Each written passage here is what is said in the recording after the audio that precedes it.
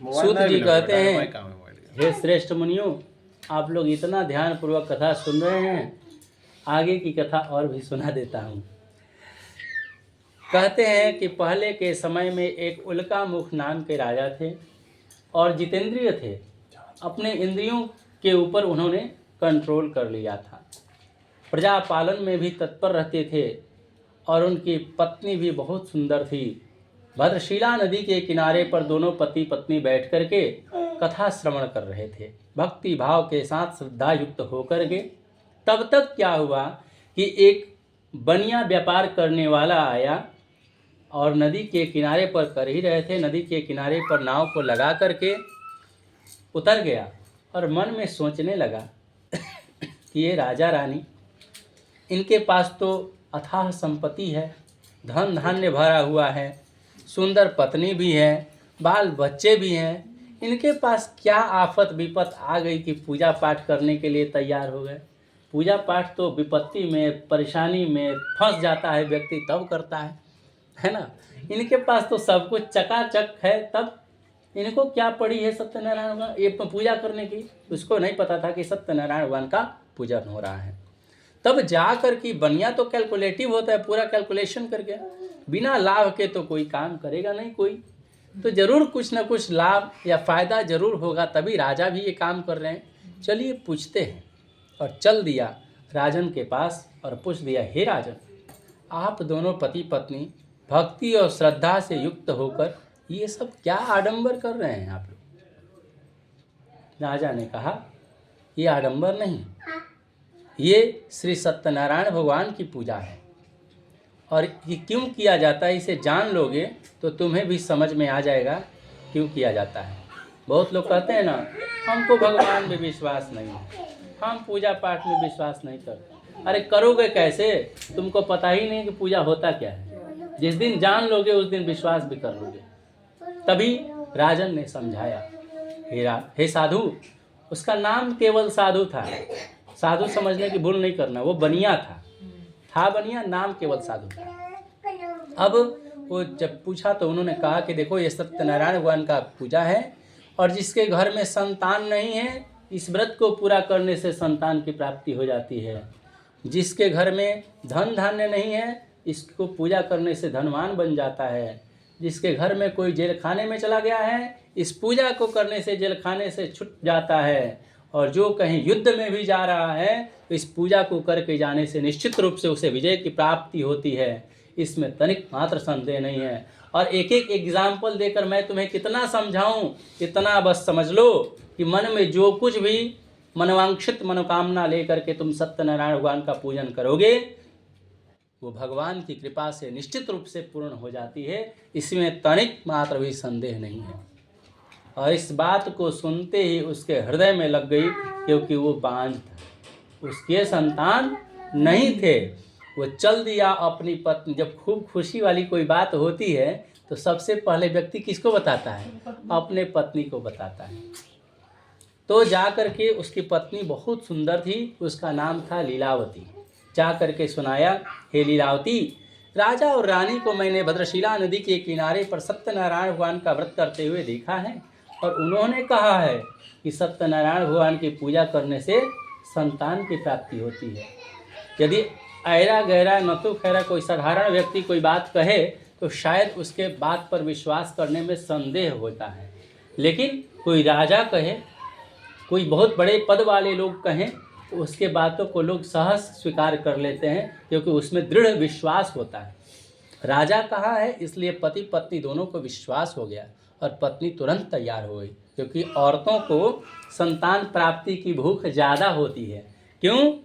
क्योंकि एक औरत तभी पूर्ण मानी जाती है जब वो संतान पैदा कर सके। यदि संतान पैदा नहीं कर पाती है औरत, तो उसको पूर्ण औरत नहीं माना जाता है और उसका जीवन औरत ही दूभर कर देती है जीने में। औरत को औरत से ही कष्ट है, पुरुष से कष्ट नहीं है। किसी ससुर से किसी पतोह को परेशानी नहीं होती है, सास से ही परेशानी होती है, ननद से ही परेशानी होती है। तो उसी प्रकार से वो तुरंत लीलावती तैयार हो गई कि जब कारण और निवारण दोनों पता ही चल गया तो चलो मिलकर श्रद्धापूर्वक सत्यनारायण भगवान का पूजन शुरू करते हैं। लेकिन वो बनिया था चालाक, उतना जल्दी कैसे बात मान लेता। उसने कहा अभी नहीं, जिस दिन सत्यनारायण भगवान की कृपा से मेरे घर में संतान की प्राप्ति हो जाएगी तब मैं सत्यनारायण भगवान का व्रत पूजा करूँगा। और कह करके कुछ दिन सांसारिक धर्म में प्रवृत्त होकर पति पत्नी एक साथ आनंद पूर्वक जीवन व्यतीत किए और संसार की भगवान की कृपा से सांसारिक नियमों में बंद करके वे लोग, उसकी स्त्री जो लीलावती थी वह गर्भवती हो गई और 10वें महीने में सुंदर कन्या का जन्म भी हो गया। उस कन्या के अंदर इतना गुण था, इतनी कला से परिपूर्ण थी कि उसका नाम रखा गया कलावती। अब वो चंद्रमा की ज्योति जिस तरह से रोज रोज बढ़ते जाती है ना, वो कन्या भी रोज रोज अपने घर में बड़ी होने लगी। माँ लीलावती एक बार हिम्मत जुटाकर स्वामी से कहती है कि हे स्वामी, अब तो हमारे घर में संतान की प्राप्ति हो चुकी है, अब तो चलिए सत्यनारायण भगवान का व्रत पूजा पूरा करते हैं। साधु ने कहा देखो अभी क्या जल्दीबाजी है, अभी कुछ शादी करेंगे। पूजा तो सत्यनारायण भगवान का ही करना है ना, कर लेंगे, पूजा ही तो करना है। इसके विवाह के समय में सत्यनारायण भगवान का पूजा कर लेंगे, अभी कुछ कमाने दो, पूजा में खर्च होगा। तो इस तरह से समझा बुझा कर वह व्यापार करने के लिए चल दिया। इधर लीलावती बेचारी पति की बात सुन करके सहम गई और वो व्यापार करके जब लौटा तो एक दिन अपने सखियों के साथ कलावती खेल रही थी। दृष्टि जब उस साधु की अपनी पुत्री पर पड़ी तो देखा कि मेरी बेटी तो जवान हो गई है, अब तो इसका विवाह करना पड़ेगा, क्योंकि पहले विवाह 30-35 में नहीं 10 साल में हो जाता था, कन्या का विवाह होता था। अब तो कन्या का विवाह ही नहीं होता है। तो वह दूत को बुलाकर आदेश दे दिया, जाओ मेरी कन्या को देख लो, जितनी सुंदर है, जितनी गुणवान हो, जितनी कलाओं से परिपूर्ण है, इसी के अनुसार इसका योग्य वर देखना। और दूत लोग संजोग से चले गए उसी कंचनपुर नगर में और वहाँ जाकर एक सुंदर साधु बनिए के पुत्र को लेकर आए और साधु के समीप रख दिया, आप देख लीजिए, यदि आपको अपनी कन्या के अनुसार ये लड़का दिखे तो आप विवाह कीजिए, नहीं तो आदेश दीजिए दूसरा लड़का पुनः ढूंढेंगे। लेकिन एक बार में ही इतना सुंदर और गुणवान लड़के को ढूंढकर दूत लोग ले आए थे कि साधु का मन डोल गया और अपनी पुत्री का विधि विधान के साथ खूब दान दहेज दे करके विधिवत विवाह संपन्न किया। लेकिन सत्यनारायण भगवान का पूजा नहीं किया। एक बार फिर हिम्मत जुटाकर लीलावती कहती है, हे पतिदेव, आपने कहा था कि विवाह में सत्यनारायण भगवान का पूजन करेंगे, अब तो विवाह संपन्न हो गया, अब क्यों नहीं कर लेते। तो पिछली बार जितनी जोर से डांट कर समझाया था उससे दोगुना जोर लगाकर इस बार डांट दिया कि तुम्हारे पास विवेक शक्ति नहीं है। विवाह में इतना खर्च हुआ है, दहेज दिया गया, इतना खर्च हुआ गाजे बाजे में, अब मेरे पास पैसा कहाँ है कि सत्यनारायण भगवान का पूजन करेंगे। अभी तो हम पूरा खोखला हो गए हैं, इसलिए पूजा पाठ की बातचीत मत किया करो। इस बार तो हम और दामाद दोनों मिलकर जाएंगे खूब कमाने के लिए, अब खूब कमा कर ले आएंगे, तब सत्यनारायण भगवान का पूजा करने का योजना बनाएंगे, सोचेंगे। भगवान का ने सोचा कि देखिए किसी भी मनुष्य को 1 बार 2 बार 3 बार मौका दिया जाता है संभलने का, ऐसे भी नियम भी है हमारे परिवार में भी। जब कोई गलती करने जाता है तो माँ बाप या बड़ा जो भी अपने आप को समझता है उसको 1 बार समझाया जाता है, 2 बार समझाया जाता है, तीसरी बार समझाया जाता है। 3 बार में भी यदि कोई नहीं समझा तो आप उसको बार बार समझाने का प्रयास मत कीजिए। इससे क्या होगा, आपकी तौहीन होगी और आपके अपने प्रतिष्ठा का हनन होगा। तो आप छोड़ दीजिए, क्या करिए, अपने को समझा लीजिए। अब उसको मत समझाइए, 3 बार में नहीं समझा तो उसको समझाना छोड़ दीजिए अपने को समझा लीजिए। क्या हुई है वही जो राम रचि राखा, को करि तर्क बढ़ावै शाखा। क्योंकि वहाँ पर अब आप तर्क के माध्यम से समझाएंगे ना, तो वो तर्क कुतर्क में बदल जाता है। इसी व्यक्ति को तभी तक समझाया जाता है जब वो समझने के लिए तैयार हो। जो पहले से समझ कर बैठा है तो उसको छोड़ दीजिए। जब तक उसको ठोकर नहीं लगेगा तब तक वो जीवन में अब समझने वाला नहीं है। भगवान मौका देते गए और ये उस मौका का दुरुपयोग किया। हर व्यक्ति के जीवन में उत्कर्ष पर जाने के लिए भगवान कई बार मौका देते हैं, लेकिन उस समय का जो मूल्य समझ जाता है वो व्यक्ति बहुत ऊंचाई तक जाता है। लेकिन उस समय का मूल्य जो नहीं समझ पाता है वो बहुत गर्त में भी चला जाता है। समय उसका दुरुपयोग कर लेता है। बहुत सारे आप टैलेंटेड व्यक्ति को देखे होंगे, गांव पर पड़े हुए हैं, आज भोजन के लिए मोहताज हैं। उनको भी जीवन में मौका मिला, लेकिन उस मौका को उन्होंने ठुकराया। तब यहाँ पर भगवान ने श्राप दे दिया, तेरे ऊपर बहुत बड़े भारी दुख पड़ेगा, क्योंकि चालाकी का सीमा जो है आपने पार कर दिया है। चालाकी भी एक सीमा में अच्छा लगता है। अब ये दोनों वैश्य और दामाद जब चल दिए व्यापार करने के उद्देश्य से, व्यापार करके जब थक गए तो एक स्थान पर बैठकर वैश्य और दामाद दोनों आराम कर रहे थे। जिस स्थान पर बैठकर आराम कर रहे थे वो स्थान राजा चंद्रकेतु के क्षत्र में आ रहा था और राजा के घर में ही चोरी हो गई। राजा चंद्रकेतु के घर में चोरी हुई। चोरों की संख्या 2 थी, धन लेकर भाग रहे थे। चोर के दूत पीछा कर रहे थे। भागते भागते जब चोरों को लगा कि अब हम पकड़े जाएंगे, तो धन को सोचा कि इन दोनों ने जो बैठा है जिस स्थान पर, यहाँ रख देंगे तो सुरक्षित रहेगा और बाद में तो हम आकर अपना ले ही लेंगे, और आसानी से छिप गए। राजा के दूतों का नज़र ओझल हुआ, चोरों को छिपते हुए देख नहीं पाए। संख्या 2 थी, इसलिए पूरा कॉन्फिडेंस में आकर इन दोनों को पकड़ लिया। सोचा कि लगता है कि ये मेरा राजा का धन यहीं रखा हुआ है, तो चोरी इसी ने किया है, और पहले से जो व्यापार करके कमाए थे तो सोचे कि दूसरे जगह से चोरी करके ला रहा होगा, यहाँ पे इकट्ठा कर रहा है एक साथ, जब ज़्यादा जमा हो जाएगा तब घर लेके जाएंगे। और दृढ़ता से दोनों को बांध लिया और खुशीपूर्वक चल दिया अपने राजा के समक्ष। वहाँ जाकर राजा को खबर दिया, हे राजन, हमने 2 चोरों को पकड़ कर ले आया है, अब आपकी क्या आज्ञा है। राजा राजकाज की अधिकता में इतने व्यस्त थे कि उनके पास फुर्सत नहीं थी सभा आयोजित करने की और दंड सुनाने की। उन्होंने कहा कि जो तुम्हें उचित लगे वहीं कर दो। अब क्या है, चोर अपने नौकर को जब आप थोड़ा छूट दे दीजिएगा तो मालिक से ज़्यादा पावर में आ जाता है, और तुरंत इन दोनों का जो धन था वो भी राजा ने के खजाने में डाल दिया और इन दोनों को आराम से जेल खाने में बंद कर दिया। अब बात आई घर पर। चलिए, घर पर लीलावती और कलावती दोनों अकेली थी। इनके घर में भी चोरी हो गया। ऐसा चोरी कि घर का दाल चावल भी लेकर चल दिए, भोजन के लिए भी अन्न नहीं बचा था। इन्होंने अब विवश, जब घर में भोजन भी नहीं बनेगा तो क्या हाल होगा। बड़ा से बड़ा आदमी परिस्थिति का दास हो जाता है, और अच्छा से अच्छा मनुष्य का विवेक काम नहीं करता। जब आर्थिक तंगी आती है तो व्यक्ति, वो दोनों भिक्षा मांगने पर मजबूर हो गए।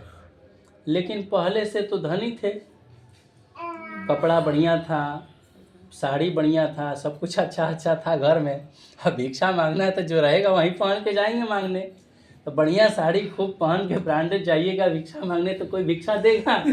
सुंदर रूप बना करके लिपस्टिक पाउडर लगा कर और खूब बढ़िया कपड़ा पहन के जाइएगा तो डांट ही मिलेगा, भिक्षा नहीं मिलेगा। हर चीज़ के लिए रूप बनाना जरूरी होता है। सबका एक ड्रेस है। पंडित जी का धोती कुर्ता है हाँ, पंडित जी का धोती कुर्ता है। उसी प्रकार से भिक्षा मांगने के लिए फटा चिटा कपड़ा भी पहनना होता है। अब आप अच्छे कपड़े पहन करके जाएंगे, अच्छी भाषा बोलेंगे, अच्छी वाणी बोलेंगे तो आपको भिक्षा नहीं मिलेगा। किसी दिन कोई दया का पात्र समझ करके दे देता था तो भोजन बनता था। अधिकांशतः समय में उन्हें डांट मिलती थी और खाली हाथ आना पड़ता था। इतने कष्ट के दिनों को भुगतते भुगतते एक दिन की बात है कि कलावती एक ब्राह्मण के घर में चली गई। सायंकाल का समय था, सत्यनारायण भगवान का पूजा उस पंडित जी के घर में हो रहा था। बैठ करके कथा सुनने लगी तो रात हो गई। पंडित जी भी थोड़ा कथा लंबा खींच दिए और वहाँ कथा सुनाते सुनाते बोले कि प्रसाद के बिना जाना नहीं है। अब प्रसाद के इंतजार में बेचारी बैठे हुए हैं। कथा अंत होते होते रात व्यतीत हो गई और जब प्रसाद भक्षण करके अपने गंतव्य स्थान पर घर को गई तो माँ को शक हो गया। लगता है कि मेरी बेटी इतनी सुंदर है, इतनी कम उम्र में विवाह हो गया, पति का साथ नहीं मिला, लगता है वे विचलित हो गई है और रात रात को घूमने में इसको बड़ा आनंद आ रहा है। और धिक्कारने लगी, ऐ पुत्री, इतनी रात तक तुम कहाँ रही और तेरे मन में क्या विचार चल रहा है। लेकिन वो कन्या जो थी वो बिगड़ी हुई कन्या नहीं, सुशीला कन्या थी। उसने माता से सत्य वचन कहा, हे माता, मैंने मनोरथ को पूर्ण करने वाला श्री सत्यनारायण भगवान के व्रत को एक ब्राह्मण के घर में देखा है। आगे और भी बहुत कुछ बताने वाली थी कि माँ तुरंत उसको बंद कर दी। आवाज़ बोली कि बस बस बस करो बस। जिस सत्यनारायण भगवान का व्रत करने के लिए हम पति पत्नी कई वर्षों से इंतजार करते रहे कि धन आएगा तो करेंगे, धन आएगा तो करेंगे, धन चला ही गया और कर भी नहीं पाए। इसलिए अब धन का इंतजार नहीं करेंगे। माँ बेटी दोनों मिल करके कल भिक्षा मांगने के लिए चलेंगे और जो भी धन प्राप्त होगा उसी से हम दोनों मिलकर सत्यनारायण भगवान का पूजा अवश्य करेंगे, चाहे जितना धन है उसी में। अगले दिन भिक्षा मांगने के लिए गई तो भगवान की कृपा हुई, कुछ अधिक धन मिल गया और भाई बंधुओं को निमंत्रण देकर सत्यनारायण भगवान का व्रत उसी रात्रि को पूरा की और भगवान से दिव्य वर मांगी कि हे भगवान, मेरे पति और दामाद के अपराध क्षमा करने योग्य हैं, इसलिए क्षमा कर दीजिए। अब भगवान हमारे इतने करुणावत्सल हैं, इतने दीनदयाल हैं कि बड़े से बड़े अपराध को करके जब आप उनके चरणों का सहारा लेते हैं तो भगवान अपने शरणागत की रक्षा करने के लिए वचनबद्ध हैं। और ये उनका वचन है। क्या वचन है? सुन मुनि तो ही कहूँ सहरो सा, भजहि जे मोहि तजी सकल भरोसा, करऊँ सदा तिन कै रखवारी, जिम बालक राखई महतारी। भगवान नारद जी से कहते हैं कि हे नारद, ध्यानपूर्वक सुनो, मैं हर्ष के साथ कहता हूँ, खुशी पूर्वक कहता हूँ कि जो व्यक्ति सारे भरोसा को छोड़कर सिर्फ मेरे भजन में विश्वास करता है, मेरे में विश्वास करता है दृढ़, उसकी सदा सदा के लिए मैं रखवाली करता हूँ। उसकी रक्षा करना हमारा कर्तव्य बन जाता है। कैसे? जैसे एक छोटे से बालक की रक्षा करने के लिए माँ वचनबद्ध होती है। माँ भूखी है लेकिन बच्चा चिल्ला देगा ना तो पहले बच्चे को दूध पिलाएगी, बाद में अपने भोजन का प्रबंध करती है। तो एक बच्चे का देखभाल जितनी व्यग्रता के साथ माँ करती है ना, उतने से भी अधिक उसी प्रकार से मैं भी अपने भक्त की रक्षा करता हूँ और उसकी रखवाली करता हूँ। मेरे भक्त के ऊपर कोई आँच आ जाए ये मैं कतई बर्दाश्त नहीं करता। भगवान को आप गाली दे दीजिए, भगवान बर्दाश्त कर लेंगे, लेकिन भगवान के भक्त को आप गाली दे दीजिएगा तो आपका खैर नहीं है। इसलिए भगवान मनुष्य गलती इतना ही करता है कि उसको चाचा पर भरोसा होता है, पत्नी पर भरोसा हो जाता है, माँ बाप पर भरोसा हो जाता है, दुनियादारी के रिश्ते नातों पर भरोसा हो जाता है, लेकिन भगवान पे भरोसा नहीं होता। डॉक्टर पे भरोसा हो जाता है लेकिन भगवान पे भरोसा नहीं होता है ना। इतना ही नहीं, उतना दूर की बात, एक बाल काटने वाला, दाढ़ी काटने वाला नाई पर भरोसा हो जाता है। आदमी आंख बंद करके गर्दन उसके सामने रख देता है, उस चाकू लिए बैठा है, वो गर्दन भी काट सकता है, लेकिन उस पर भरोसा है कि नहीं ये दाढ़ी ही बनाएगा, गर्दन नहीं काटेगा। लेकिन भगवान कहते हैं कि तुम मेरे ऊपर भरोसा करो, लेकिन भगवान को छोड़कर लोग सब पर भरोसा कर लेता है, लेकिन भगवान पे भरोसा नहीं करता। इसी कारण से मनुष्य दुखी है। लेकिन कालावती को हमेशा हम विश्वास रहता था। इसी बात पर गीता में भगवान कृष्ण स्वयं कहते हैं कि सर्वधर्मान् परित्यज्य मामेकं शरणं व्रज अहं त्वा सर्वपापेभ्यो मोक्षयिष्यामि मा शुचः। सभी धर्मों का त्याग करके तुम मेरी शरण में एक बार आ जाओ। करोड़ों अपराध कर लीजिए, लाखों गलती कर लीजिए, एक बार उनके चरणों में आप शरणागति कर लेंगे ना, तो भगवान सभी पापों को नष्ट करके तुम्हें मोक्ष को प्रदान करेंगे और रक्षा करने की जिम्मेदारी स्वयं ले लेंगे। इस प्रकार से एक बार सत्यनारायण भगवान का व्रत कलावती और लीलावती ने प्रेम पूर्वक श्रद्धा पूर्वक की, तो उसके द्वारा और उसके पति के द्वारा किए गए हजारों अपराधों को क्षमा करके तुरंत उसी समय भगवान उठकर चल दिए राजा चंद्रकेतु के स्वप्न में और दिखाई दिए, बोले कि हे राजन, कल सुबह होते ही सज्जन बनियों को छोड़ देना, नहीं तो तेरा राज्य, धन, पुत्र आदि सब का सब नष्ट कर दूंगा। जो व्यक्ति कितनी बार भगवान के पूजा करने के लिए वचन दिया और एक बार भी वचन पूरा नहीं किया, ऐसे मनुष्य को हम और आप क्या कहेंगे? दुष्ट कहेंगे कि नहीं कहेंगे? लेकिन भगवान उसको बोलते हैं सज्जन बनियों को छोड़ देना। ऐसा करुणा वत्सल कौन मिलेगा? दीनदयाल कौन मिलेगा? इस दुनिया के किसी भी व्यक्ति के एग्जाम्पल ले लीजिए, चाहे अपने परिवार का करीबी से करीबी, आपके जीवन का करीबी से करीबी व्यक्ति क्यों ना हो, आप 100 बार उसके प्यार में सब कुछ कर दीजिए, अपना जीवन न्यौछावर कर दीजिए, लेकिन 101वां बार एगो उसके मन के लायक काम नहीं कीजिएगा ना, तो 100 बात भुला करके आपका मुंह ऐंठ करके बैठ जाएगा, रुठ जाएगा। लेकिन भगवान सैकड़ों गलती करने के बाद, सैकड़ों गलती को भुलाकर एक बार खाली उनको शरणागति होकर प्रणाम कर लेंगे ना, तो सभी गलतियों को भुला करके आपके एक अच्छाई को याद करते हैं। लेकिन मनुष्य ठीक उल्टा, सैकड़ों अच्छाई को भुला करके एक गलती आपकी याद रखता है कि आपने मेरे साथ ऐसा किया था। इस प्रकार से भगवान जा करके जैसे ही उस राजा चंद्रकेतु के स्वप्न में दिखाई दिए, राजा ने विचार किया कि सुबह होकर उठकर सभा में सभी मंत्री जनों को बुलाकर मैं दूत को आदेश दूंगा।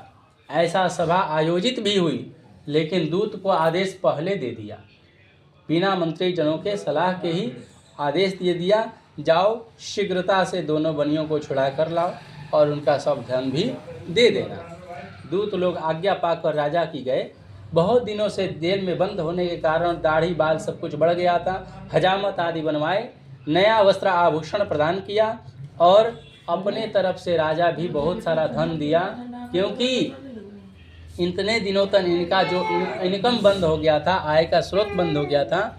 भगवान ने क्या किया कि अपने तरफ से भी कुछ धन दे करके भरपाई किया और तब ये लोग राजा के सभा में उपस्थित होकर बोले, हे राजन, अब आपको प्रणाम करते हैं। उस राजा ने कहा कि प्रारब्ध के कारण आप लोगों को बहुत बड़ा दुख मिल गया, इसलिए अब आपको डरने की ज़रूरत नहीं है।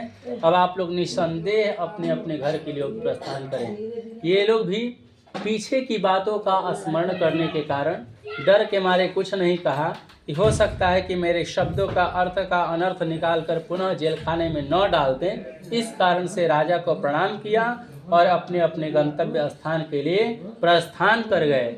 बोलिए श्री सत्यनारायण भगवान की, वृंदावन बिहारी लाल की।